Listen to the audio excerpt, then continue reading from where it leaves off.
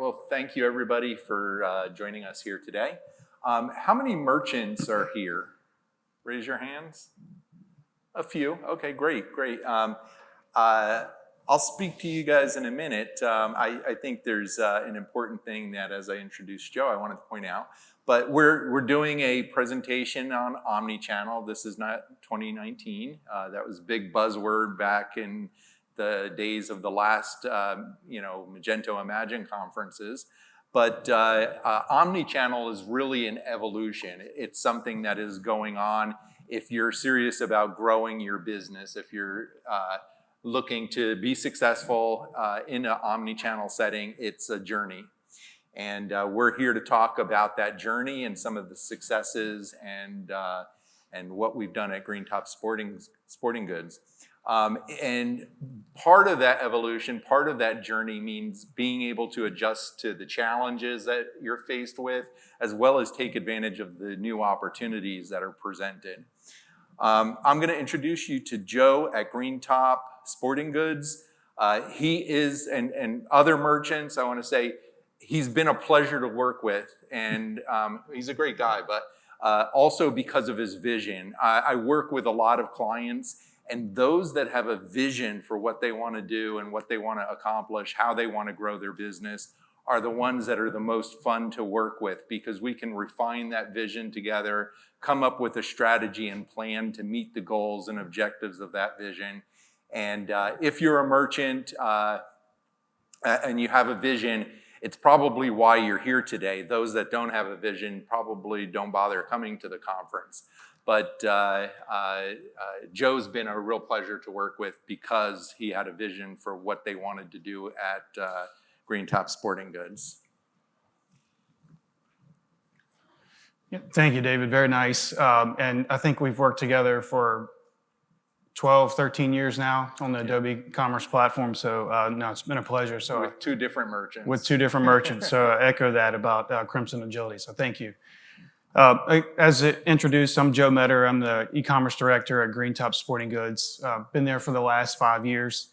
And my responsibility, I have the long-term strategy, but also the day-to-day operations of sales and marketing. Green Top was established in 1947. To this day, we continue to operate as a single-store retailer in the hunting, fishing, and shooting sports space just outside of Richmond, Virginia.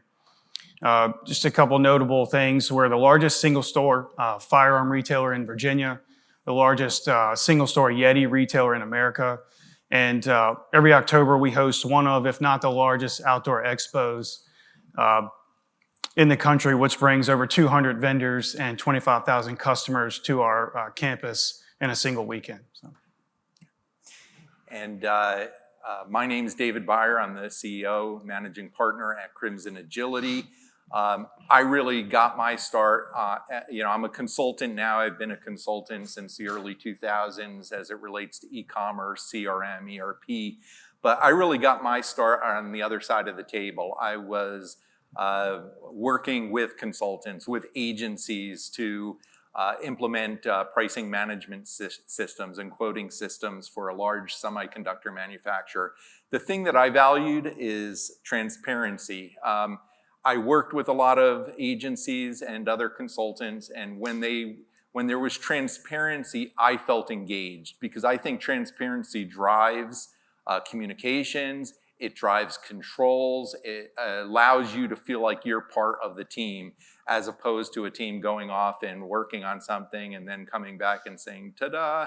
So I hope we've been a good consultant to Green Top Sporting Goods. And I know with Joe and our team that's worked with Joe, we've have collaborated on a lot and ultimately have had that engagement. Our Crimson Agility, we are an Adobe Gold partner. We've worked very closely with Adobe for as long as they've owned Magento. We worked with Magento prior to Adobe acquiring them. And most of our team are 100% focused on Magento and the Adobe Commerce platform. We take a consultative approach to all of our engagements.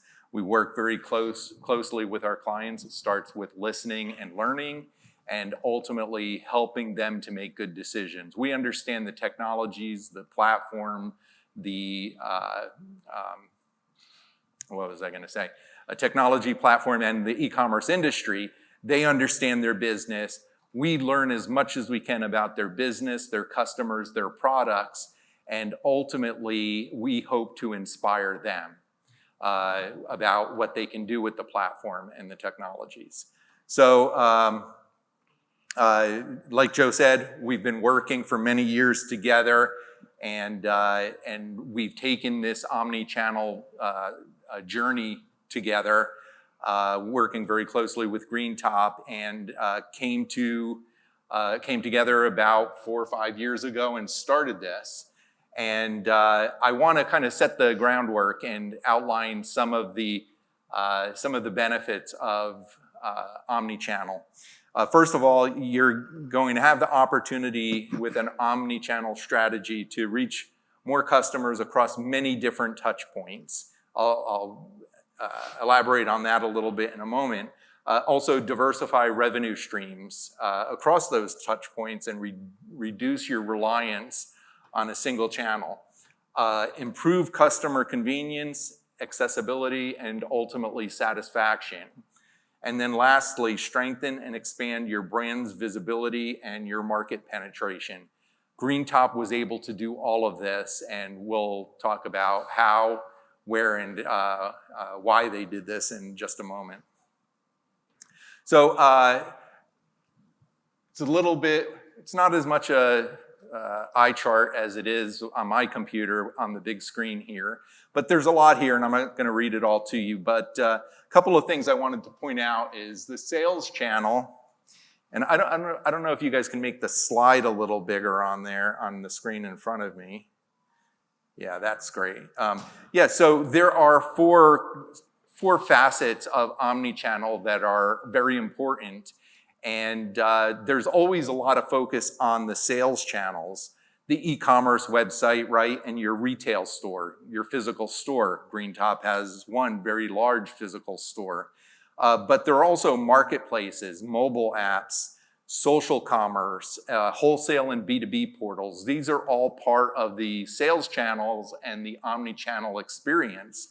What we don't consider all the time when we're talking about omni-channel is customer engagement and support channels.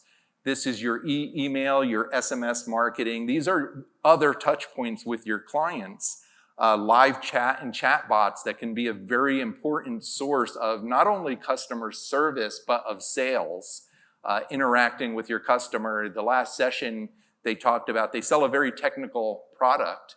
Having a site that supports chat and talking with someone about that product. When I was in the semiconductor industry, being able to chat with somebody about which chip they needed for a various application was very important, and they made a lot of headway in being able to do that online. But the customer engagement and support channels are very important. GreenTop leveraged many of these to improve their customer experience, and we'll get into those. Fulfillment and logistics channels are also an important part of this. In-store pickup is another touch point with your clients. It could be very appealing to, or your customers, can be very appealing to those customers. Drop shipping is a way to expand your catalog and to build relationships and work more closely with your suppliers, and ship from store and ship to store. And then there are the emerging and advanced channels. These are things that are evolving as, even as we speak today. Voice commerce, Alexa, order me more, pink Himalayan salt, and that's extending to more and more businesses. And then you have augmented reality and virtual reality, and then AI in general and how that helps in creating more personalization and touch points. So what I want to talk about now, I'm actually going to have Joe share what were the business challenges when we started down this path in 2020 that they knew they needed to address in order to to make this omni-channel vision a reality? Yeah, so on the first slide, I mentioned some very successful, some good things about GreenTop, but that was really built on a retail brick and mortar foundation. It was not an omni-channel. There was no real e-commerce contribution there. So I quickly realized in 2020 what a number of issues that we were faced with. So one was the technology, the platform that we had in place. It just wasn't able to get us to that next level. It's a complex business. All businesses have their own complexities. With us, as you can imagine, it's in the firearm sales. There's obviously, rightfully so, a number of regulations and guidelines that we have to follow, error-free. So that was one area. Inventory was, we share inventory with our store. It's single location, so that's tough because our warehouse is very small. So one of the things you have to know, what do you have, how much do you have, and where is it? We did not do a good job of answering any of those questions. Suppliers, integration, we had key suppliers that long-term relationships with that were willing to go to bat for us and work with us on drop shipping and just extending our catalog. But again, going back to the technology, we were handcuffed. We were relying on manual processes. It was slow and just a number of customer issues related to trying to make that work. Shipping restrictions, again, going back to firearms. It's easy to put a fishing reel in a box and send it down the street. Not the same for a firearm. Again, a number of restrictions there, but there's just complexities around shipping in general. Forget about the firearm that need to be worked out, and we didn't have that figured out yet. Kind of piggybacking on that is the buy online, pick up in store piece. It was yet again another piece that we had not figured out, but we had this huge local customer base that really wanted to rely on our website to understand what do we have, and then to order it to be able to come in and officially pick it up. We hadn't cracked that code. And then marketplace expansion.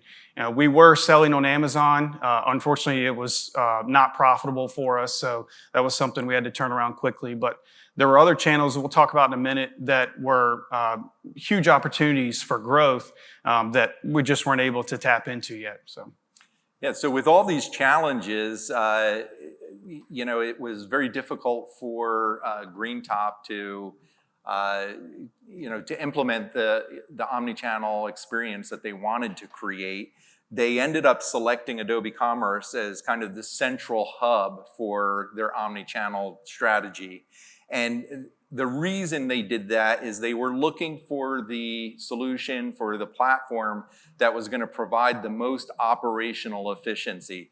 A lot of what Joe talked about, whether it was inventory management or pickup in store, was very cumbersome, very manual. There was no automation. The e-commerce was very disconnected from the store experience. Yeah. And they felt like Adobe Commerce gave them the best opportunity to create a cohesive experience, as well as provide that operational efficiency and flexibility to integrate with their suppliers and marketplaces. So now we'll talk about some of the key objectives and some of the success stories as it relates to this journey. Joe, first you decided to migrate to Adobe Commerce. Tell us a little bit about what went into that decision to do that. Yeah, so we needed that central hub. We had a system for everything. We needed to know that we had a system in place that was going to be the hub for marketplaces, for our point of sale, which was used in retail, and then of course for our own website, for customer service. We needed something that could tap into all of it. And it was very clear really quick that Adobe Commerce was going to be able to give us that, that flexibility, but also power. The Adobe Commerce platform, Joe was familiar with it, but hadn't implemented something, to the extent that they did here at GreenTop, and taking this on and getting some early initial success with it allowed us to continue to evolve this and get more success. Joe, tell us a little bit about how you expanded your catalog and worked with your suppliers to grow the business. Yeah, so one of our biggest opportunities that we realized, and I've already hit on it a little bit, was being able to utilize the product selection that our suppliers were going to make available to us, but to pull that into Adobe Commerce, make it available on all of our channels. So they had data feeds, they had all the data ready for us to ingest. It was just, and Adobe gave us the ability to pull that in. So, we took, a 15, 18,000 SKU assortment, which we were isolated to because, again, we're a single store retailer. We can't store but so much inventory. So we were able to pull that in. It became a hub for over 100,000 supplier-based SKUs that we could pull in and now start to sell on different channels.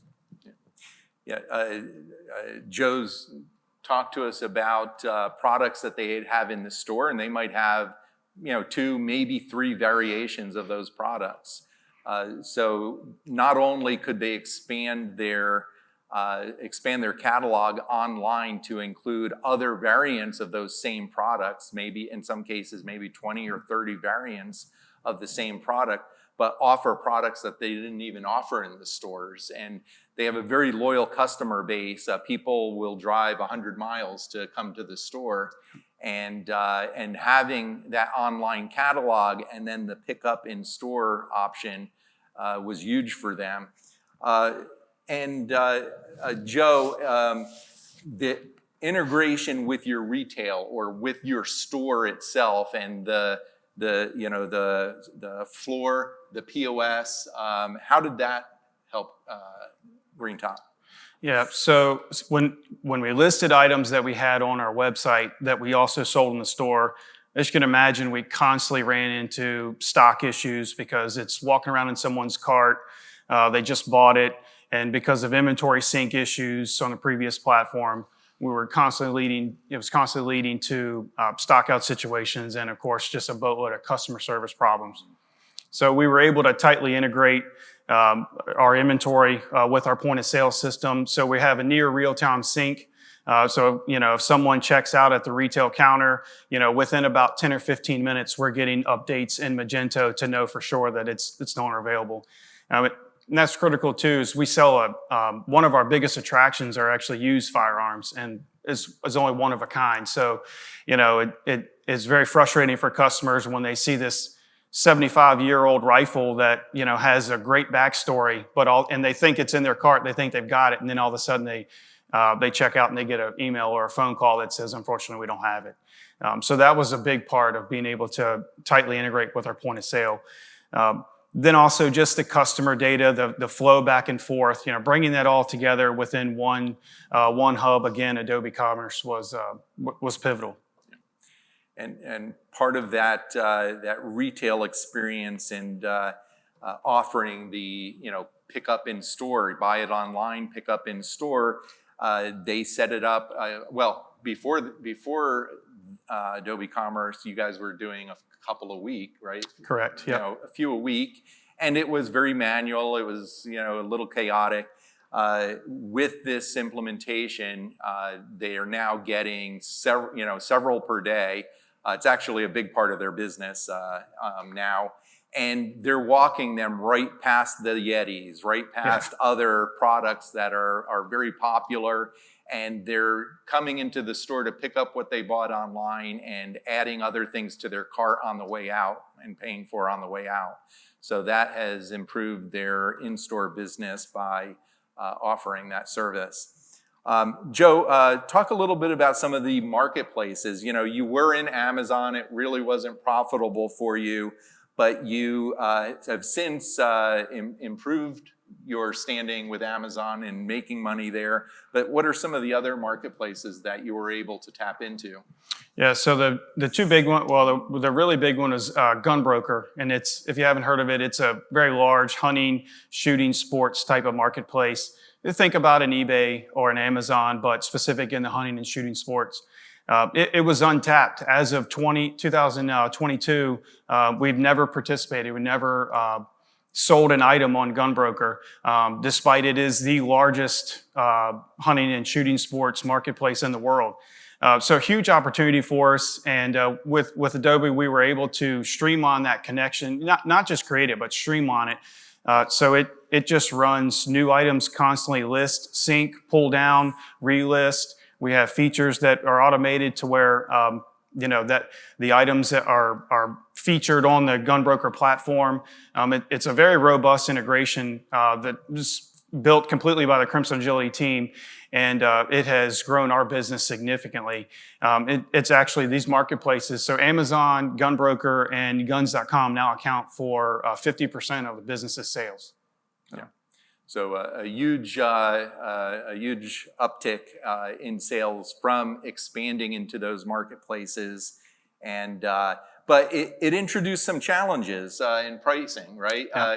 That and some of the other things, you want to be competitive. You want to be able to, keep your prices so you're profitable, but you want to be able to compete with others that are selling through paid advertising on Amazon, on these other marketplaces. Joe calls it, you don't want to be in a race to the bottom, right? Because then you're not profitable. So Joe, maybe tell us a little bit about some of the pricing safeguards you put in place. Yeah, so that was the problem with Amazon, and then factor in shipping costs and things like that. But it was also an issue with all of the channels. And then if you think about the integration with suppliers that we created, where we added over 100,000 SKUs to our catalog, we didn't want to touch 100,000 SKUs. We're not stocking them. Honestly, it's all just incremental business. It doesn't really cost us anything. We'll want minimal touch points. So we built out pricing logic that looks at what is our cost from all these different dropship suppliers, pulls that information in, it evaluates what those costs are. We set minimum margin thresholds that we're willing to accept on that. And then the system will constantly go through and evaluate and price items, these dropship items accordingly to keep us competitive. We can adjust it at the whole catalog level. We can get very granular. We can adjust it on an individual SKU basis per marketplace if we need to. So it allows us to make bulk changes across the catalog, or here's a problem item or something where we need to adjust accordingly. So from that perspective, Great. And lastly, high performance. Anybody builds a website, they understand the importance of performance for conversions, for keeping your loyal customers coming back and creating a ideal customer experience. And GreenTop was no exception. High performance has always been at the top of the list of the things that we needed to maintain as we innovated. And Joe, share a little bit about some of the recent wins as it relates to performance. Yeah, so very recent win. So actually, about January 5th or January 6th, we started a migration to Adobe Commerce Cloud. And I think January 30th, we completed that migration. And it almost sounds too good to be true, but our recent web vitals show a mid-90 score from a performance perspective, which we've not seen that in the past. So yeah, and Crimson Agility team, our developers were able to start that as soon as we got back from the holidays. Finished it in about 2 weeks, spent about a week doing QA, working with Joe's team to ensure that everything looked good. Very complex site, a lot of integrations, a lot of custom code, huge database, but we were able to get it migrated over with very high performance scores since doing that. So we could probably start Q&A. I wanted to share some of the results so far.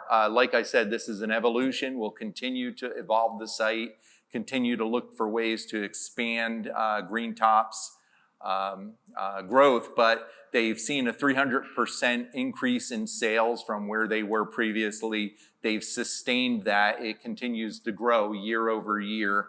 Their pickup in store has gone up to about 35% of their sales. So 35% of their sales are now pickup in store. And they've expanded their catalog by over 100 SKUs by tapping into those relationships with their suppliers and including a lot of products that they don't offer in their physical store online now. So Q&A time. Oh, check. Okay, there we go. If anyone has a question, I can bring the mic over to you. Okay, let's see what the easiest way here is.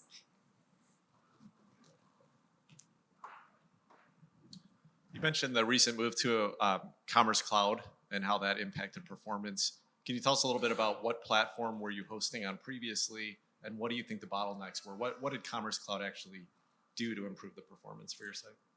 Yeah, do you, or Ian, could you maybe elaborate on that? He didn't expect to have a speaking role, but. So they were on another hosting platform, a hosting provider. I don't know, it was web scale. Very good technology, but they're getting bottlenecked by the resource costs of AWS. And selling firearms, you're not allowed to sell on fast things. So getting fast things problems is probably the biggest benefit of cloud fire. But then also split database system for different web nodes. Great, thanks. Okay, we are a little tight on time, so I definitely recommend if you have any other questions for Joe or David. We got one more? Yeah, okay. This question is for Joe. Just out of curiosity, I know it was touched on a little bit in the last slide that you had about 300% increase in sales. What about in regards to like your e-commerce, like specifically just e-commerce? What kind of growth did you see with that, and like what kind of scalability did you experience with that, with using Crimson? So that 300% is specific to our e-commerce sales increase since 2020. Yeah. Great. Okay, well, any other questions? I suggest you find Joe or David outside. I appreciate both of you guys. We have a booth small enough for everybody to be able to find us. Joe will be there, and I'll be there. Please stop by. We're happy to answer more questions. Thank you. Great.